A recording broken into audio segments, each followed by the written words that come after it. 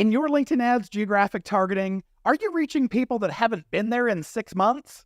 We're talking about geographic targeting on this week's episode of the LinkedIn Ads Show.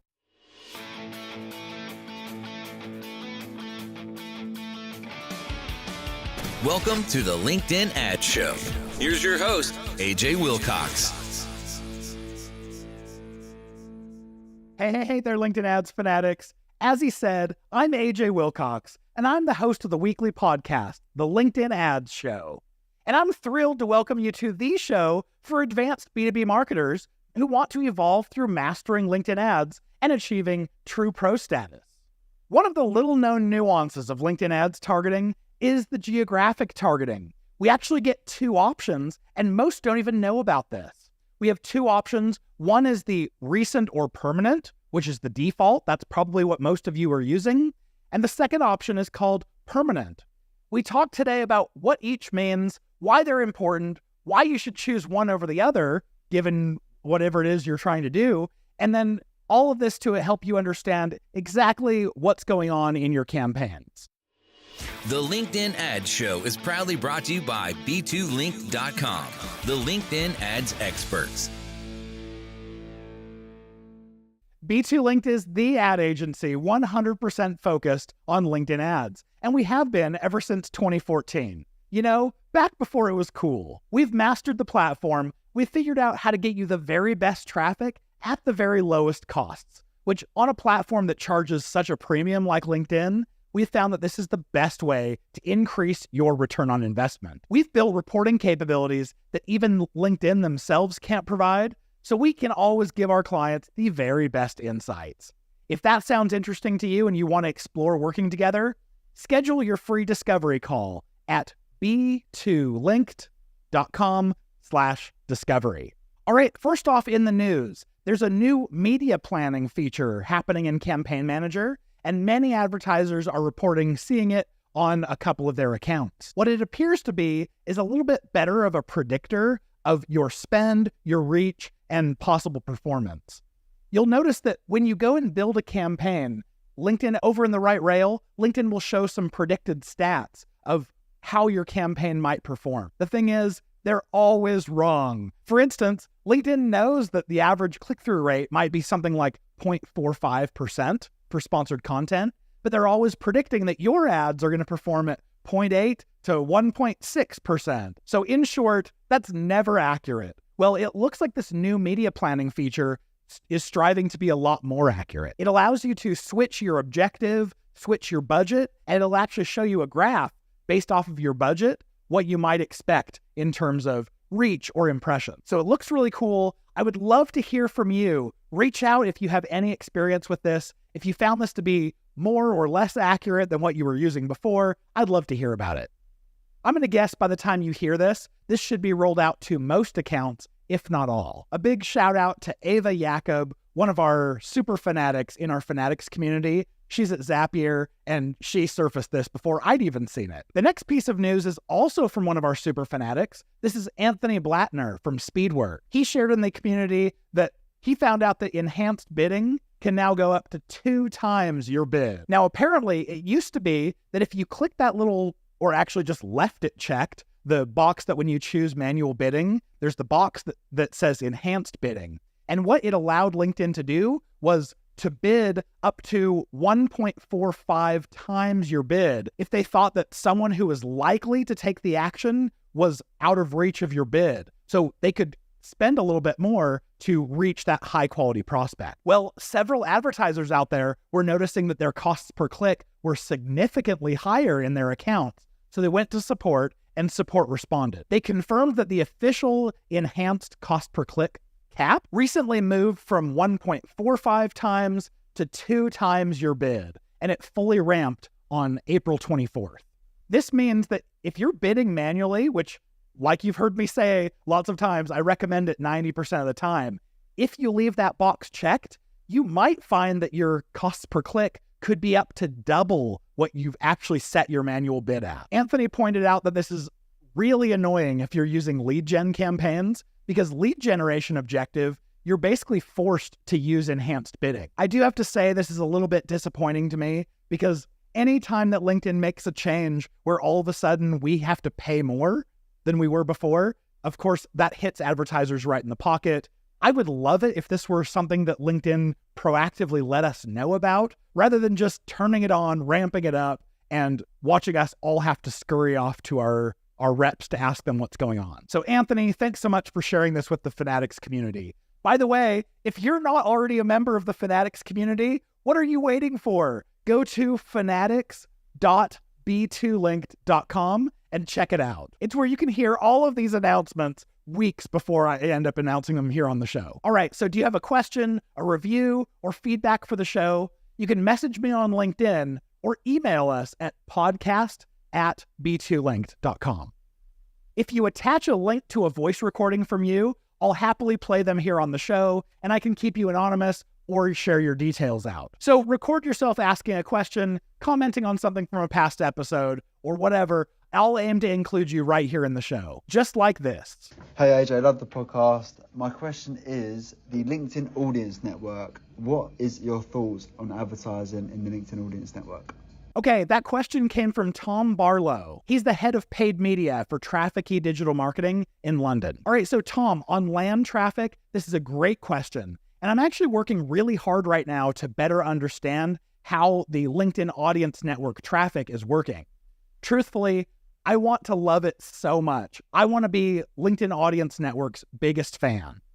All of this goes back to, I think, LinkedIn's biggest weakness right now, which is we can reach exactly the right kinds of professionals through LinkedIn's targeting, but the downside is it's not quite the network that people come and spend a ton of time on. So if we could reach these ideal professionals through our LinkedIn ads targeting, but be able to reach them all across the web, that would obviously be the very best thing. And that's what Land's promise really is. Reach them all the way across the internet. But the truth is, I've done a lot of testing and I haven't found all the value in it yet. I've seen lots of LinkedIn experts hypothesizing that it's spam or bot traffic. So I actually worked really closely with LinkedIn's product team, and we did a deep data analysis together where we compared all of the traffic that LinkedIn was reporting versus the traffic that was actually landing on the website. We identified which ones were bots, which ones were spam, and lo and behold, LinkedIn actually wasn't charging us for the bots and spam traffic. So it's coming, analytics might pick it up, but LinkedIn's not actually charging us for it, which means it's all okay. Also in the Fanatics community, one of the members shared that maybe it was because LinkedIn was using a lookalike model for its targeting on the LinkedIn Audience Network. So maybe it's not actually hitting exactly the right people. Maybe it's just hitting people who look similar to them. Well, we got a response from the product team and found out that's not true. It actually is using true LinkedIn ads targeting. So I kind of got debunked there. But recently I ran a really clean test of LinkedIn Audience Network traffic versus LinkedIn only traffic for a client. And we spent lots of money. It was over 10K, and we got lots of conversions across both, but so few from the LinkedIn Audience Network made it to MQL status, whereas the LinkedIn only traffic did quite nicely. So one of the studies that I'm looking to do here soon is I want to analyze the conversions that actually came from the land campaign. And I want to look for signs of life, anything that might tell us that this is like, these are real people. Maybe it's real people, but they're putting in Gmail addresses, or maybe there is some spam or bot kind of traffic there that's actually converting. So more on that when I actually complete the analysis.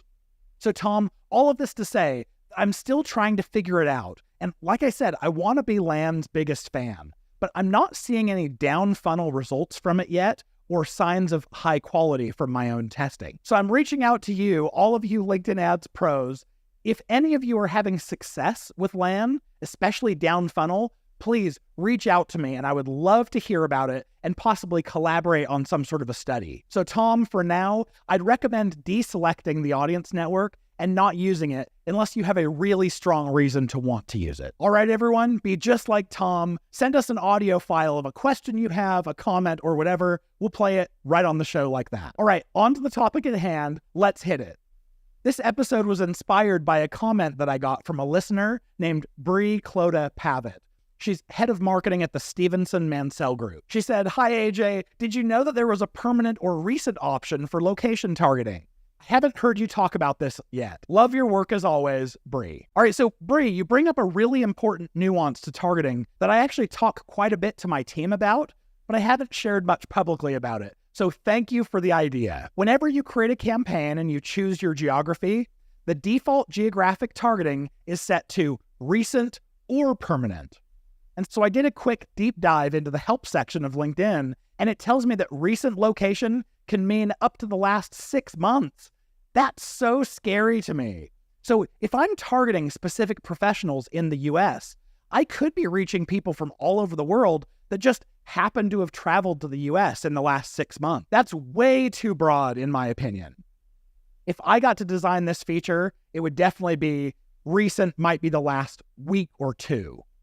Now, there are definitely times where you might want to use someone's physical location and not just where their profile says that they live. I'm working with a client right now where they specifically want to target events and trade shows that they might be exhibiting at or presenting at.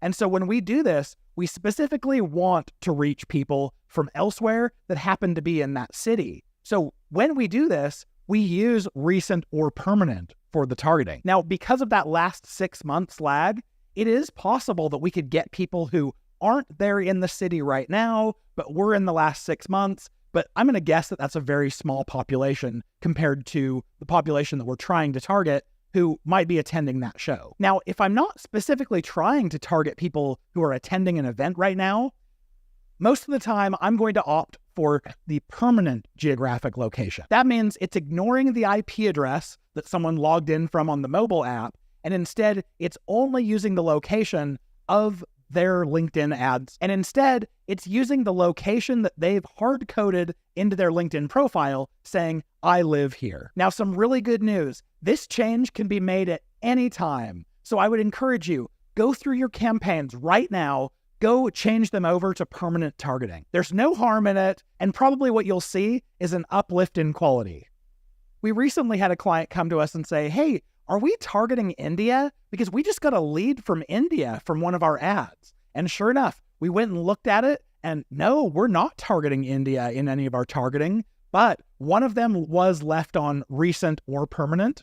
And so all we did to patch that was switch it over to permanent only. And that means anyone who happens to come visit the US, who otherwise fits the targeting criteria, is not going to be targeted just because if they live outside the US or North America or wherever else we're targeting, they're not supposed to be targeted. All right, we've talked about this before, but go check out the LinkedIn Ads Fanatics community to all 4 of our courses that are supposed to take you from absolute LinkedIn Ads beginner to total LinkedIn Ads pro. You can check it out at fanatics.b2linked.com. Not only do you get access to the courses, but you'll also get access to all of us LinkedIn Ads pros who are sharing what's working for us and what's not, and I promise you it's going to make you a better advertiser. There's even an upgraded subscription to get you on weekly group coaching calls with me. Now, if this is your first time listening, welcome. We're excited to have you here. Make sure to hit that subscribe button because we'd sure love to have you here next week. But if you are a regular listener,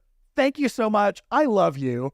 Please go review us on Apple Podcasts. It's by far the best way that you can say thank you for all the time and effort it takes for us to put this podcast together week after week. With any questions, suggestions, or corrections, reach out to us at podcast@b2linked.com. And with that being said, we'll see you back here next week. I'm cheering you on in your LinkedIn Ads initiative.